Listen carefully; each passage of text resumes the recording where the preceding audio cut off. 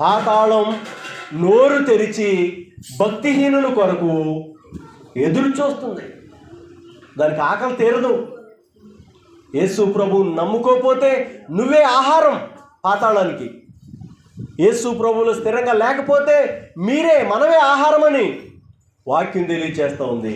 పాతాళంలోకి వెళ్ళిన అతను యాతన పడుతున్నాడు, మంచినీళ్ళు లేవు, ఇబ్బంది పడుతున్నాడు, బాధపడుతున్నాడు.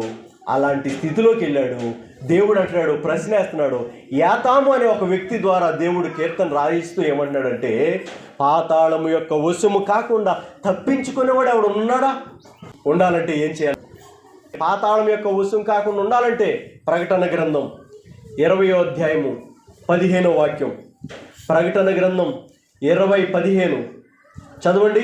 పాతాళం యొక్క వశంలోనికి, అగ్నిగుండంలోనికి, యుగయుగాలు యాతన పడే స్థలానికి, యుగయుగాలు పొగ రాజేసే స్థలానికి వెళ్లకుండా ఉండాలంటే, యమగుండంలోకి వెళ్లకుండా ఉండాలంటే, నిప్పుల గుండంలోకి వెళ్లకుండా ఉండాలంటే చూడండి,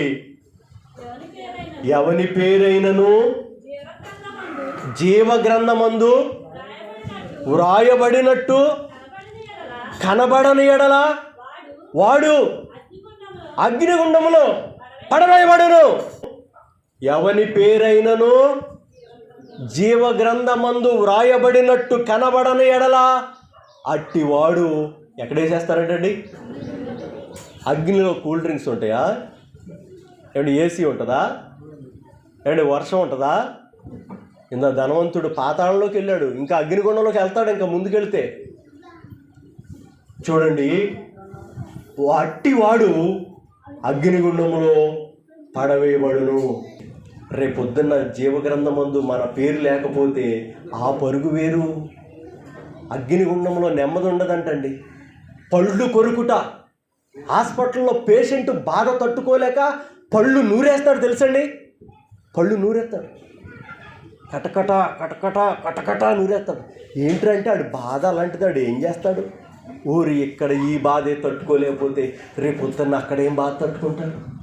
అందుకోసమే సమయం ఉండగానే, సేవకులు ఉండగానే, నీళ్ళు ఉండగానే, అంగీకరించగలిగే నాలుక ఉండగానే, ఒప్పుకోగలిగిన మనసు ఉండగానే ఇప్పుడే రక్షణ పొంది, బాప్తిసం పొంది, సంఘంలో చేర్చబడి అట్టి నిప్పుల గుండాన్ని తప్పించుకుంటారా? నమ్మి బాప్తిసం పొందిన వాడు అగ్నిగుండం నుండి రక్షించబడును. దేవునికి స్తోత్రం కలుగును గాక. మరి ఈ పేరు అన్ని చోట్ల ఉంది. మన దగ్గర అన్ని చోట్ల మన పేరు పలుకుతుంది. జీవగ్రంథంలో పలుకుతుందా?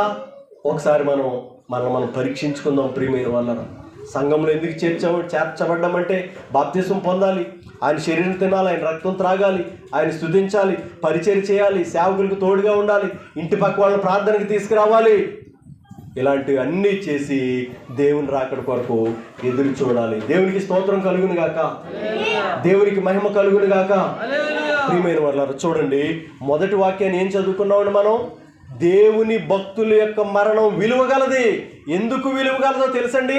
అగ్నిగుండంలో ఉండదు వాడి ఆత్మ. వాడి ఆత్మ ఎక్కడ ఉండదండి? అగ్నిగుండంలో ఉండదు, పాతాళంలో ఉండదు.